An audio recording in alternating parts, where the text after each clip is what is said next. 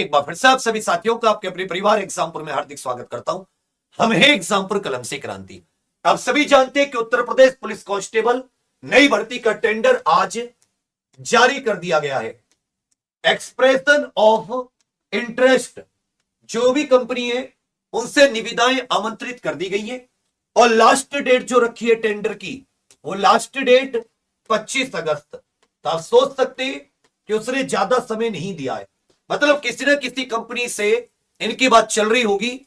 अब उसको दोबारा मौका मिला है नई शर्तों पर, क्योंकि पुराने टेंडर और नए टेंडर में बहुत शर्तों को थोड़ा सा उतनी ज्यादा डिटेल में शर्तें नहीं है। तो मतलब किसी न किसी से कुछ बातचीत सेट है और एक ही कंपनी बची है जो ब्लैक लिस्टेड नहीं है। बाकी चाहे एपटेक, देखो कौन कौन सी कंपनी कराती है।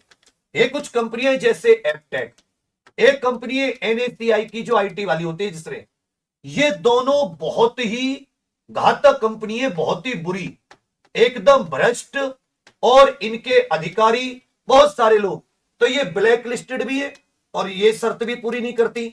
दूसरे इनके अधिकारी कर्मचारी पर मुकदमे भी चल रहे हैं।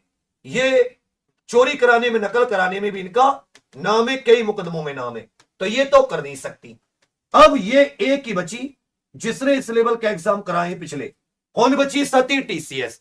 ये लगातार पेट वगैरह की ऑफलाइन कराती रहती है, तो यही कंपनी शर्तें पूरी कर रही है, इसी को टेंडर जाएगा। टेंडर की 3-4 है कि जो पद के बारे में बताया गया है, पद की संख्या नहीं बताई गई, लेकिन पद का जो नाम बताया गया है उसके आधार पर, जैसे यूपी पुलिस कांस्टेबल के, पीएसी के कांस्टेबल सिविल पुलिस, पीएसी महिला वाहिनी, फायरमैन, विशेष सुरक्षा। तो ये जो उस दिन मैंने एक वीडियो बनाई थी उसके आधार पर आप कह सकते हो 58,000 के आसपास, 58,000 के आसपास ये पदों की संख्या रहेगी। इसमें जो उन्होंने फॉर्म की संख्या अनुमानित लगाई है कंपनी से, वो इन्होंने 20 से 25 लाख की जो फॉर्म डलेंगे वो 20 से 25 लाख डलेंगे। मेरे विचार में ज्यादा भी जा सकते हैं। आयु में छूट की बात कुछ नहीं कही गई है, एज के ऊपर इन्होंने कोई भी बात नहीं कही है, अभी एज के ऊपर कोई जवाब नहीं है। एक चीज और है, एक चीज और इन्होंने की है, परीक्षा कैसे होगी। परीक्षा साथी ऑफलाइन, एक जगह तो ऑफलाइन ऑनलाइन दोनों लिखा हुआ है, लेकिन बाकी जगह जो लिखा गया है वो ऑफलाइन परीक्षा होगी, ओएमआर आधारित परीक्षा, ओएमआर शीट आधारित परीक्षा, ओएमआर आधार शीट परीक्षा। ठीक है भैया, तो ये भी आपकी क्लियर होगी। बाकी ओल्ड सिलेबस, जो आपका पुराना सिलेबस था वही सब कुछ है, उसी के आधार पर कंपनी को यूनिक क्वेश्चन बनानी, साथ साथ आपका ये जो पाम होता है इसको भी फेशियल रिकॉग्निशन भी आपका किया जाएगा, और आधार तो हो गई होगा, आधार तो हो गई होगा, तो जिससे जो लोग दूसरे की जगह बैठते हैं वो नहीं बैठ पाएंगे।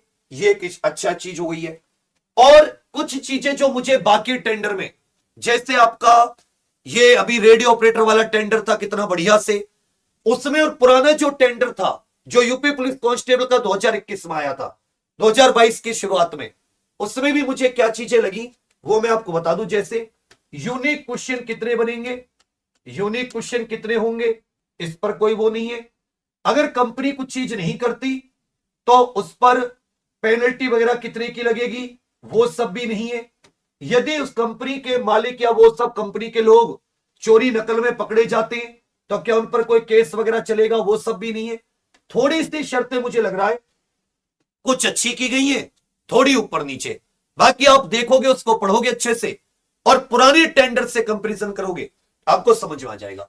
लेकिन उम्मीद यही है कि ये जो सारी चीजें हैं, आइरिस स्कैन, ये सब, इनसे नकल रोके, नकल विहीन परीक्षा हो।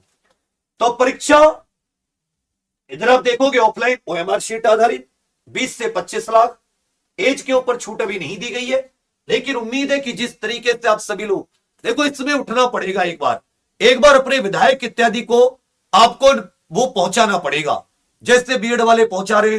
एमपी में मैंने देखा, एमपी में क्यों लेखपाल की, उसमें लेखपाल वाली भर्ती में, पटवारी में जैसी दिक्कत हुई, सब जगह जगह लोगों ने ग्रुप बनाकर अपने उसको ज्ञापन सौंपे, तो तब सरकार को लगा कि इससे तो सब परेशान है। अगर आप करोगे नहीं घर में बैठ के कि विवेक सर बोल